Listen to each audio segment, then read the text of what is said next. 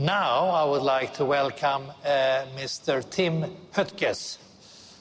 Tim, are you with us? Can you please tell us about Deutsche Telekom and your leadership during and post-COVID? Over to you, Tim. Thank you. Good morning, Mats. Good morning, everybody. Good morning, Barcelona. What a pleasure speaking to you this morning, and I appreciate that you even take me as an avatar here on the virtual world. First of all, I wish you all a very good Mobile World Congress in 2021, and I promise next year Deutsche Telekom and all of us will be back again in Barcelona. But we as Deutsche Telekom, we are active as well here during this Mobile World Congress 2021, and if you want to join Deutsche Telekom, please join our Telekom Tech Grounds. We will have a virtual show of all the innovation, the technology, leadership, which we are trying to present around this Mobile World Congress.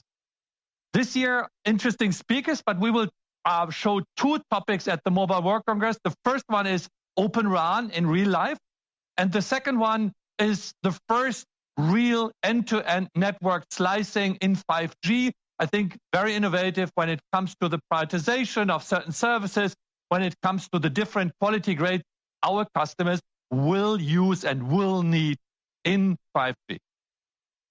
But my keynote today is not about, let's say, today. It is about tomorrow.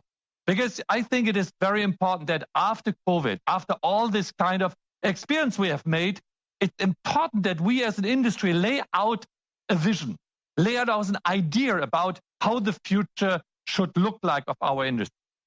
Our societies, our governments has kicked the can down the road over the last 1.5 years, to be honest. A lot of things happened. We had to react here and there, and I think we did that pretty well. I'm very proud about our industry because, you know, the networks delivered. In fixed line and in mobile, the networks delivered. On top of that, we saw that a lot of societal engagement from the telco operators being at the heart of everybody because we connect everybody. And on top of that, I think a lot of software happened. Just to give an example, I'm very proud about Deutsche Telekom. We delivered the most recognized, most downloaded app in the world, the Corona Warn app in Germany. And on top of that, we are delivering on the exchange server, which is now enabling traveling again in Europe, that we can, with our digital passport, show our vaccine passport when we are crossing the borders. So our industry was really at the center of societies over the last years, and I think this gives a lot of energy for the future. But what we need is a kind of vision, a kind of idea on how we're going to now drive society going forward with our connectivity, with our telco environment. And I think the first thing which we have to understand are the trends in our society, which, you know, showed already via COVID, but accelerate now throughout the future. And if you look into 2030, maybe not all of us will be still in the roles, but I can tell you in 2030, connectivity and telcos will still be at the center of everybody's needs. The society will be different. It will be a more purposefulness society. Talk about environment, talk about ethical standards and ethical innovations, and the way how companies are behaving are more transparent and more relevant for consumers. Digital norms will raise hate speech, data fraud. We have to overcome that. And last but not least, if it's not working, we have to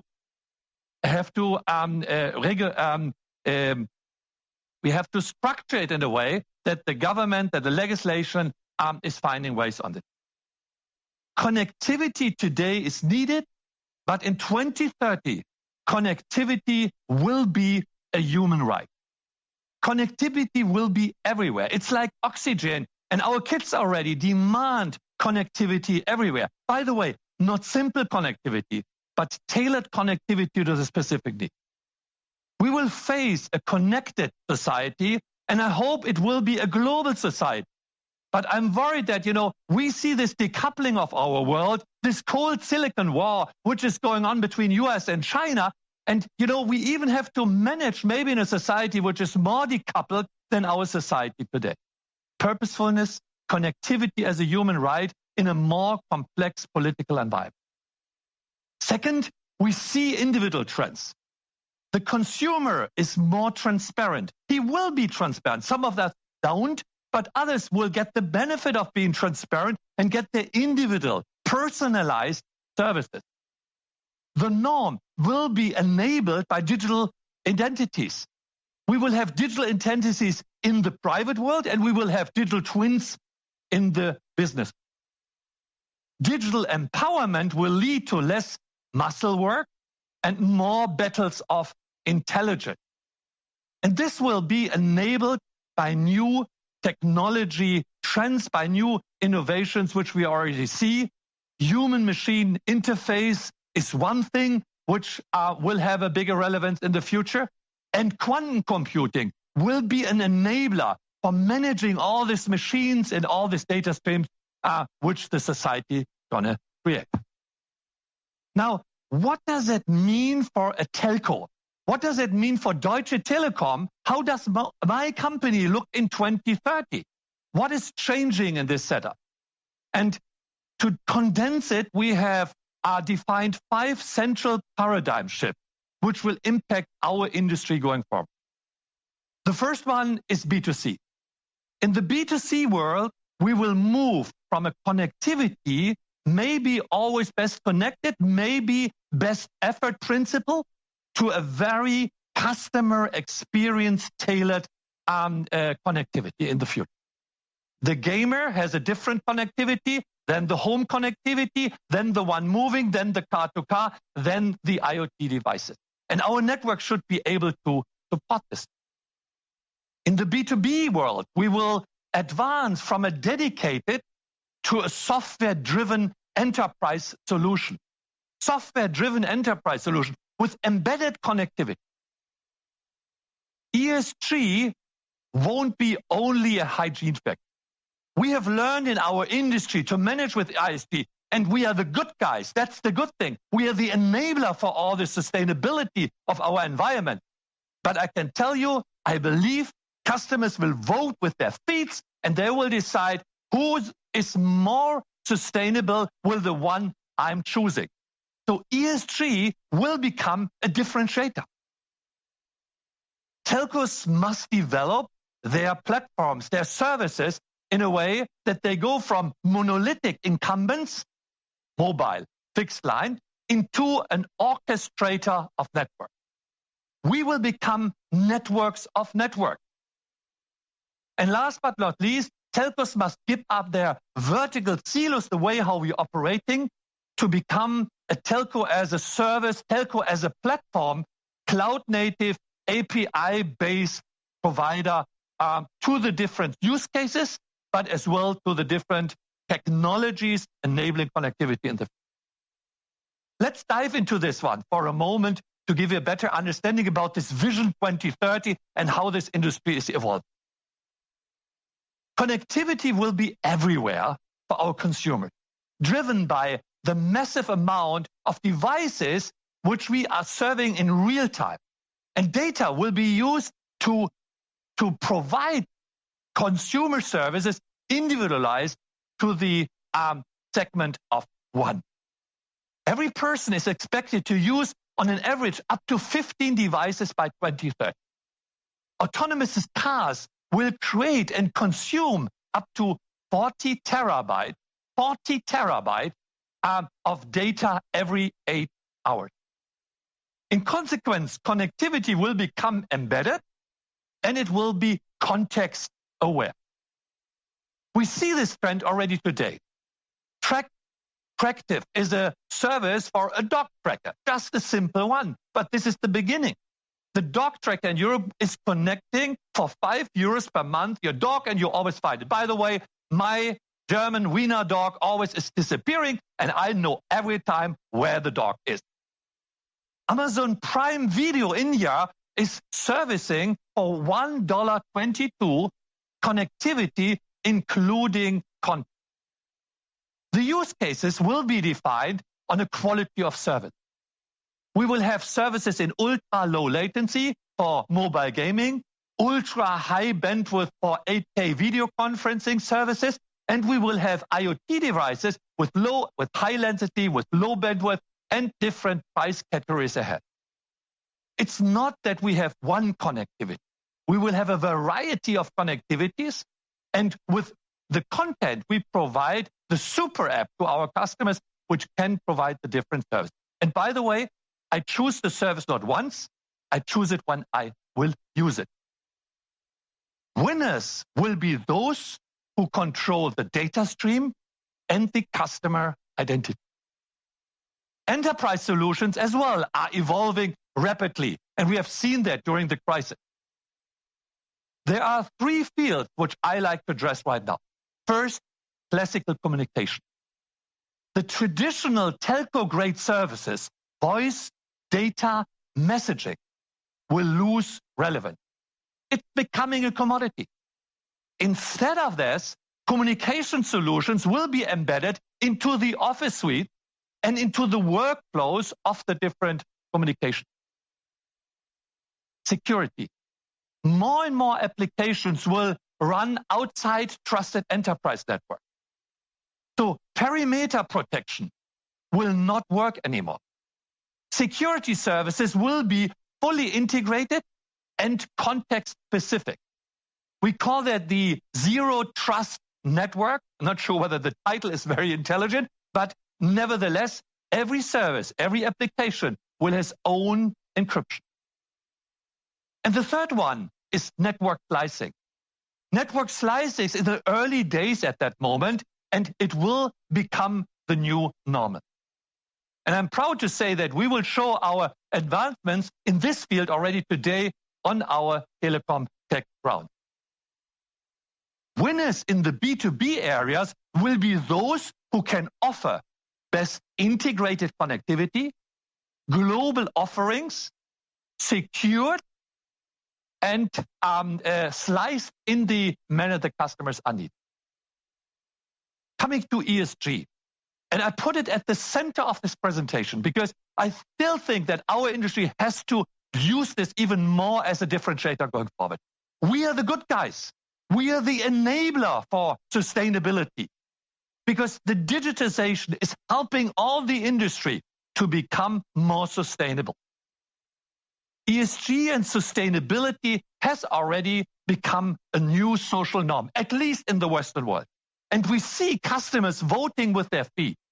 For instance, the fair trade boom is just an example.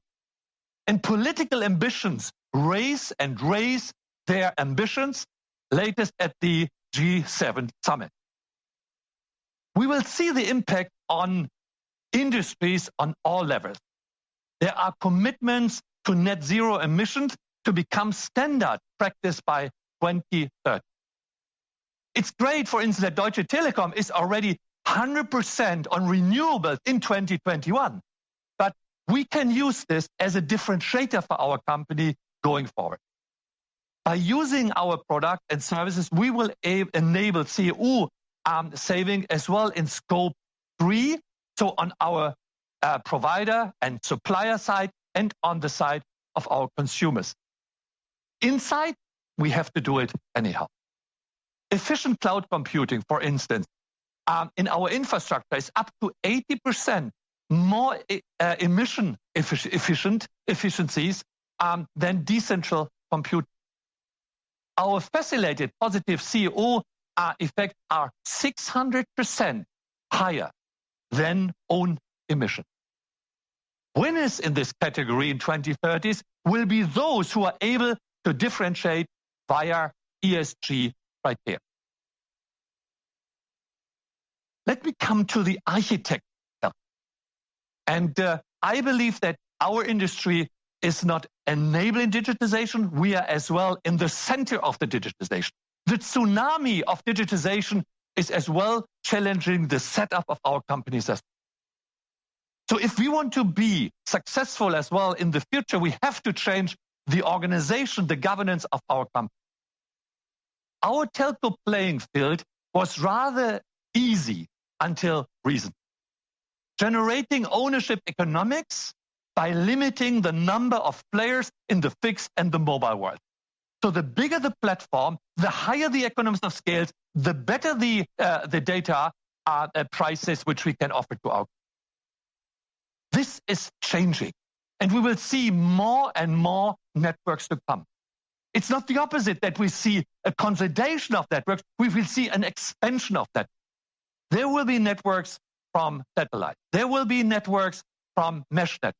There will be networks from campus infrastructure, which is arising. So all of these different networks have to get orchestrated to provide the best ubiquitous data access to consumers. There will be new physical infrastructure. Multi-regional, local fiber cores will emerge. There will be alternative networks, like Wi-Fi network. And there will be as well tower cores who are just providing passive infrastructure in this ecosystem. And on top of that, we will see service providers who will integrate the classical comm services into over-the-top offering. And that means for us, we will face a hyper-fragmentation which needs a kind of orchestration. I believe the telco of the future will be a network of networks, will be the one who is able to orchestrate different technologies in the best. You don't have to always own your infrastructure, but you can own the majority, and you put the adjacencies to provide the best connectivity to your country. Winners will be those who orchestrate networks as one-stop shop for connectivity needs. Latest by 2030, telcos will evolve from this vertical silos, mobile, fixed line, and alike, into a telco as a platform. So if there is a telco as a platform, and we have seen this already with the latest newcomers in this world, telcos will evolve into platform-like architecture with scalable software integration. Microservices, APIs will merge telco and partner network. They will integrate services and the capabilities into the customer proposition. This layered structure enables new business models for telcos across the entire value chain. And we have just heard from our Chinese colleagues that they are already evolving into this cloud-native API-enabled world. An open API-based production layer can be serviced by other carriers. Rakuten certainly is one of the front layers here, and we have all looked into this ecosystem, I think, very visionary. Platform business models emerge by curating other services. And we have seen at our friends at Jio that they, by integrating and curating digital service into a super app, they can create a new kind of added value for consumers. And I believe the super app, the individualized, curated digital service will come to Europe and will come to the Western world as well. This is not just an Asian phenomenon which we see.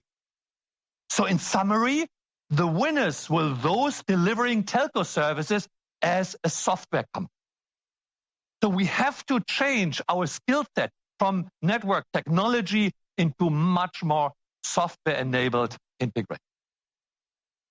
So we have a vision for 2030. And I think in these times where everybody has kicked down the can for the last 1.5 years, we need an idea where telcos are going and where the society is.